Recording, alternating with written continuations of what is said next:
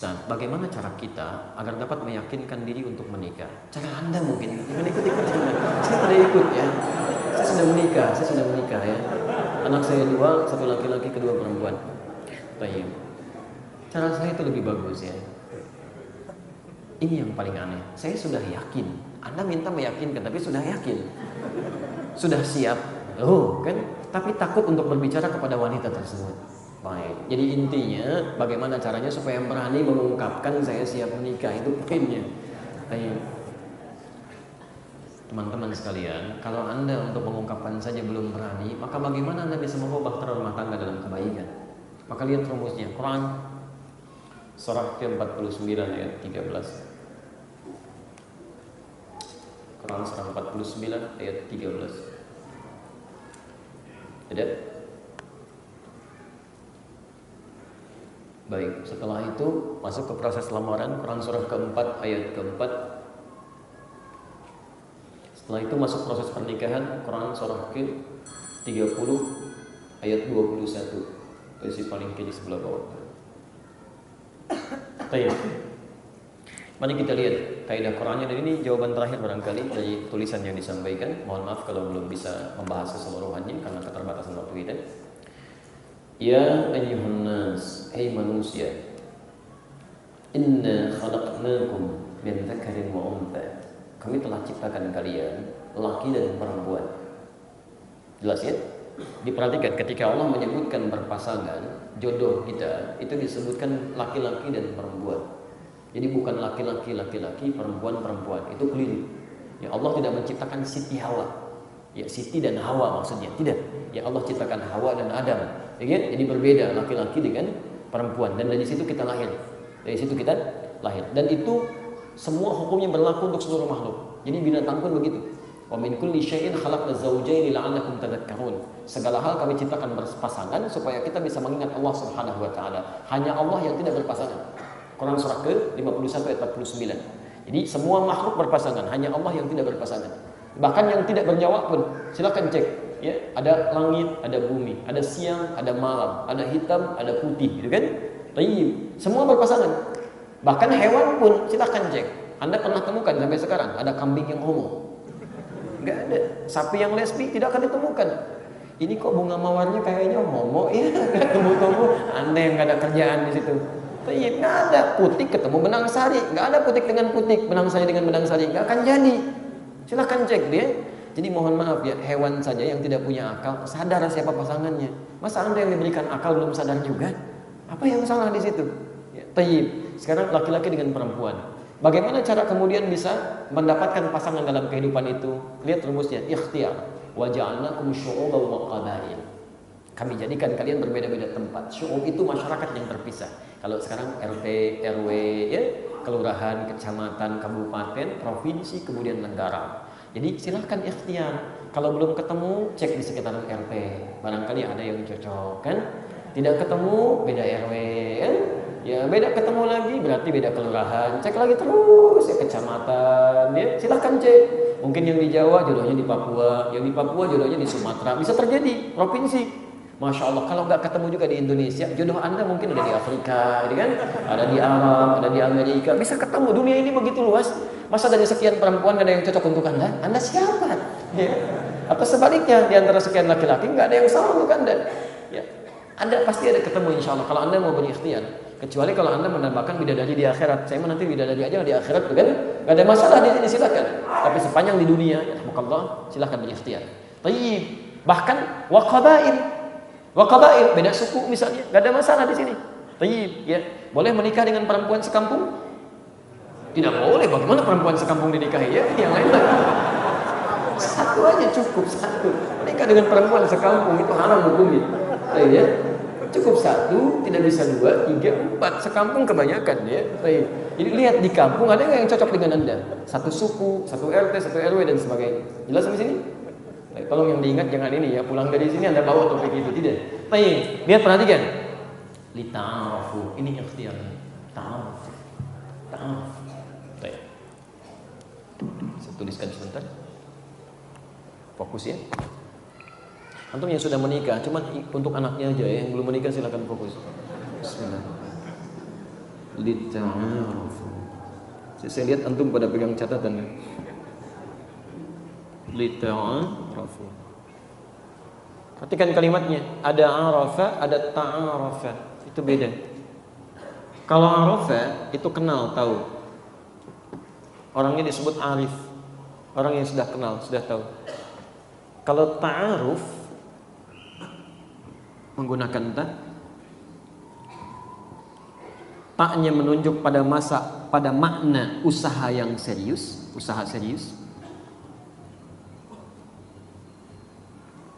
Alifnya menunjuk pada makna saling. Jadi ada dua sisi di sini. Jadi kalau Anda ingin mencari pasangan, kata Allah, setelah menemukan tempat-tempat tadi, ada dikira cocok misalnya dengan baik, maka dalil Quran bukan pacaran. Bukan bertindak misalnya yang maksiat dan sebagainya. Maka usaha yang serius untuk saling mengenal satu dengan yang lainnya. Dan kata alif ini di sini, makna saling ini tidak harus kemudian antar personalnya. Bisa juga melalui orang-orang yang kenal dekat dengannya, tanyakan pada dia, atau kalau sudah jelas sampaikan maksudnya. Dalam konteks pertanyaan tadi, mohon izin, kalimatnya diawali dengan saling mengenal dulu. Jangan cepat-cepat menyampaikan maksud, jangan kelihatan sedikit begini, tiba-tiba langsung antum sampaikan. Tidak, kenali dulu siapa dia. Dan pengenalannya keluarkan kriteria sunnah Nabi SAW. Ya, jangan cuma beberapa ciri fisikal, tidak. Kata Nabi, tunkahul mar'atu li arba'in. Perempuan dinikahi dengan 4 motivasi, 4 hal. Ya, pertama li jamaliha, ya karena cantiknya. Tapi bukan jamilah di sini, tapi jamal. Kalau jamilah itu cantik fisikal. Tapi kalau jamal itu sifat kecantikan yang diridhoi Allah Subhanahu wa taala, ya. Mohon izin ya, mohon maaf kalau diteruskan ke hadis-hadis Nabi, cantik itu ternyata bukan dalam keadaan fisik yang relatif. Kan orang bilang cantik itu relatif kan, kalau jelek mutlak gitu kan? Tapi dalam konteks ini apa yang menjadikan cantik itu relatif? Ternyata ada kaitan dengan akhlak. Saya mau tanya sebentar, cantik mana Sayyidah Khadijah dengan Zainab, istri Nabi? Anda pernah lihat? Katakan wallahu a'lam, enggak usah ngarang. Ingat saya katakan, pelajaran mengharang cuma ada di bahasa Indonesia. Di sini enggak usah dipakai. Jadi, kalau enggak pernah lihat coba katakan wallahu a'lam. Zainab binti Jahsh itu begitu cantik luar biasa. Orang melihat mata tidak berkedip, wajah tidak menoleh. Saking cantiknya, jauhlah dibanding ibu yang ada sekarang kan? Itu luar biasa. Karena itu ketika Nabi menikah dengan Zainab, fitnah muncul. Wah, itu Muhammad cuma pengen menikah dengan dia saja. Ya, menggagalkan pernikahan anak angkatnya cuma ingin menikahinya, cuma karena syahwatnya saja. Tapi dari beliau tidak pernah punya keturunan. Biasa. Maaf, dan tidak disebut dalam mimpi Nabi. Sayyidah Aisyah disebut dengan Humaira, cantik kemerah-merahan, tapi tidak disebut dalam mimpi Nabi. Siapa yang disebut? Sayyidah Khadijah. Ya, Khadijah. Sayyidah Khadijah ketika dinikahi oleh Nabi SAW dalam keadaan beliau janda, kan? Telah menikah dengan laki-laki lain dan punya anak juga, dan Nabi sayang dengan beliau, cintanya luar biasa, masya Allah. Apa yang menjadikan begitu dicintai oleh Nabi? Jamalah, ada faktor keindahan melekat pada dirinya. Dilukiskan di Al-Bukhari nomor hadis yang keempat, posisi paling kanan sebelah bawah. Lihat kalimatnya, saya lukiskan sebentar aja ya. Ketika Nabi SAW turun dari Gua Hira, jadi di Gua Hira wahyu belum turun. Setelah Al-Alaq turun, Nabi biasa bertahanus. Kemudian wahyu belum turun, Nabi turun ke bawah. Itu siang-siang. Begitu turun siang-siang, tiba-tiba dengar suara Muhammad. Sementara Rasulullah melihat ke kanan tidak ada orang, kiri kosong, depan nggak ada, ke belakang kosong. Begitu ke atas, tiba-tiba ada makhluk berjubah putih, gitu kan? Seperti duduk di antara langit dan bumi mengatakan Muhammad. Sedangkan Nabi belum pernah melihat makhluk ini sebelumnya. Karena Jibril ketika turun menyamar jadi laki-laki yang memeluk Nabi. Belum muncul seperti rupanya. Gini aja lah ya, situasinya kita hadirkan sekarang. Ini antum pulang dari sini siang-siang, nggak usah malam. Begitu keluar, ada Pak Majid di sini, Pak Majid. Masya Allah. Di kanan nggak ada orang, kiri kosong, belakang meleleh nggak ada juga. Begitu lihat ke atas, Pak, jubah putih duduk begini, Pak Majid. Apa reaksi antum di situ? Maka kata Nabi, faro'ibtu minhu. Ro'ibtu itu keadaan khawatir, takut sampai bulu kuduknya naik. Itu Nabi takut, khawatir. Jadi takut itu biasa, Pak. Itu fitrah. Yang paling aneh manusia yang nggak pernah takut, itu aneh. Saya tidak punya rasa takut. Oh, kamu siapa? Nabi aja takut, masa Anda enggak? Yang tidak tepat itu yang orang yang larut dalam ketakutan. Terus begitu itu ada masalah itu. Tapi yang paling menarik, begitu beliau khawatir, takut luar biasa, sampai ke rumah. Begitu diketuk pintu rumahnya mengucapkan salam, dibuka oleh Sayyidah Khadijah. Melihat wajah Sayyidah Khadijah, setengah kegelisahannya hilang. Cuman lihat wajahnya aja. Kemudian digenggam tangannya, dia mengatakan, Nabi mengatakan, zammiluni, tolong selimuti saya. Dibawa oleh Sayyidah Khadijah ke kamar, diselimuti oleh beliau. Perhatikan, dikatakan kalimat, dan puncak kalimat ini yang membuat jiwa Rasulullah SAW tenang seketika. Zawjil karim, suamiku sayang, engkau itu orang baik, engkau tidak punya musuh, engkau selalu menyambung silaturahim, engkau suka bantu orang, yakinkan pada jiwamu, aku akan selalu bersamamu dalam suka dan duka. Itu seketika hilang semua kegelisahannya, tenang beliau. Turunlah kemudian malaikat menurunkan surah Al-Mudaththir itu, ya ayyuhal mudaththir qum fa'anzir wa rabbaka fakabbir. Itu kisahnya. Tapi poinnya adalah bagaimana seorang suami dengan segala kegelisahannya, begitu lihat istri tiba-tiba tenang. Begitu mendengar kalimat istri, nyaman jiwanya. Padahal dibandingkan dengan kecantikan orang lain belum tentu sama, tapi indahnya luar biasa. Sampai kemudian ketika Sayyidah Aisyah mengatakan ingin berusaha menyaingi Khadijah radhiyallahu taala anha, bukan cemburu biasa, bukan, ingin seperti itu, ingin disebut dalam mimpi Nabi. Ya, kata beliau, apa sih keistimewaannya? Masya Allah, kata Nabi, dia perempuan pertama yang beriman kepadaku saat semua yang lain diinginkan. Dia perempuan yang menginfakkan semua hartanya untuk suksesnya dakwah ini. Sampai kemudian Nabi mengatakan dalam kubur, ya Khadijah, Masya Allah. Itu luar biasa. Ya, itu luar biasa. Jadi penghulu surga itu Sayyidah Khadijah. Maka kalau Anda mencari misalnya dengan konsep ta'aruf, cari silahkan. Ya, ada miniaturnya di istri Nabi. Makanya Nabi diperkenankan menikah dengan lebih daripada 4 perempuan. Kalau Anda belajar lebih dalam lagi, ikuti kajiannya tentang istri Nabi, ternyata karakteristik perempuan-perempuan di muka bumi itu nampak nanti pada istri Nabi SAW. Jadi dari yang paling cemburuan sampai yang paling perhitungan ada, Pak. Sebelum menikah dengan Nabi, tapi ketika menikah dengan Nabi diarahkan kepada hal yang positif. Cemburunya urusan ibadah, perhitungannya urusan ibadah, dulu urusan belanja, tapi ketika dididik oleh Nabi, tiba-tiba bagaimana satu kurma jadi ibadah. Bagaimana saya bisa menyaingi sholat sunnah teman saya yang satu itu. Bagaimana supaya saya bisa menyaingi ibadah dia. Itu selalu begitu. Nanti ibu pulang dari sini, coba cek kira-kira ibu mirip siapa. Ya, buka fikihnya, jangan belajar yang tinggi-tinggi dulu. Anda perempuan, keluarkan sahabat-sahabat perempuan, istri-istri Nabi, pelajari di situ. Alhamdulillah. Kalau kira-kira nanti bapak uji aja besok, kira-kira mirip siapa.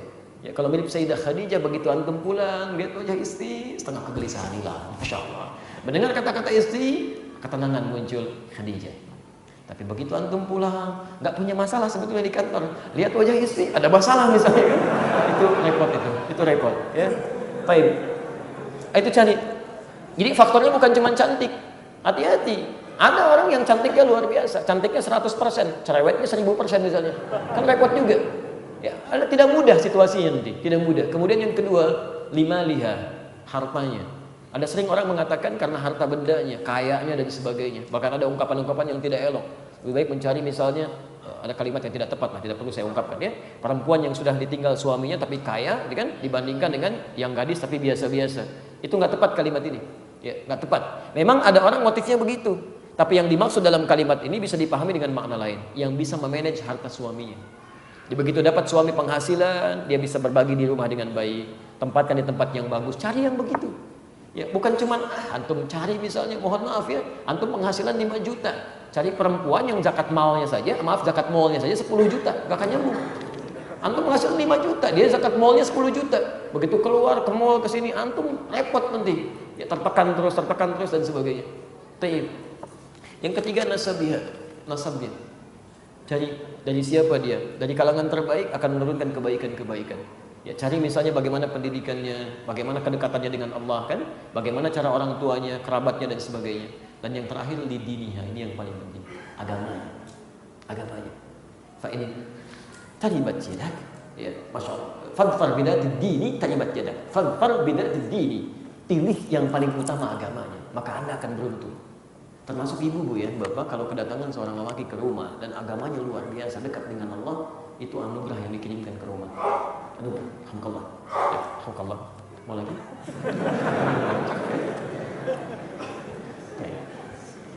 Jadi teman-teman sekalian, untuk ta'aruf itu caranya.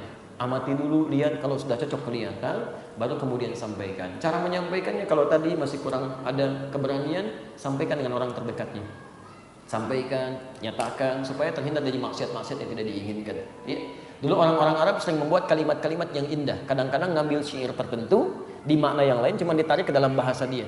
Ya, ada syairnya Abu Nuwas misalnya kan, ilahi lasdulil firdausi ahada wala aqwa 'alan naril jahimi fahabli taubatan waghfir dhunubi fa innaka ghafirud dzambil 'azimi. Asalnya itu tobatnya Abu Nuwas di syair yang ditulis di bawah bantalnya sebelum meninggal dunia. Ilahi lasdulil firdausi ahla, ya Allah ya Rabb, saya memang bukan sebagai seorang penghuni surga Firdaus, enggak layak saya menghuninya. Ya, wala aqwa 'alan naril jahimi, tapi saya pun tidak akan kuat jika berada di neraka ya Allah. Ya, fahamli taubatan waghfir dhunubi, maka terima taubatku, saya taubat ya Allah. Ampuni dosa-dosa saya. Fa innaka ghafirul dzambil 'azimi, hanya Engkau yang mengampuni seluruh dosa-dosa saya. Asalnya ke situ maknanya. Dulu ada orang-orang Arab mengambil makna ini untuk menyatakan keinginan pada anak anak perempuan dari seorang laki-laki. Datang dia ke bapaknya menyampaikan dengan kalimat kiasan, ilahi lasdulil firdausi ahla. Bapak, calon bapak mertua, memang saya tidak layak sebagai penghuni rumah ini, anggota keluarga di sini yang seperti keadaan surga Firdaus. Wala aqwa 'alan naril jahimi. Tapi kalau saya nggak diterima seperti berada di neraka jahanam, Pak. Tolong ya. Faham di taubatan waghfir dhunubi, maka tolong terima segala kekurangan saya dan maafkan segala celah-celahnya. Fa innaka ghafirud dzambil 'azimi. Saya sangat mengetahui bahwa Bapak itu selalu menerima kekurangan orang lain dan bisa melengkapi dalam kebaikan. Masya Allah. Jangan dicatat ya, cuma itu cuma informasi.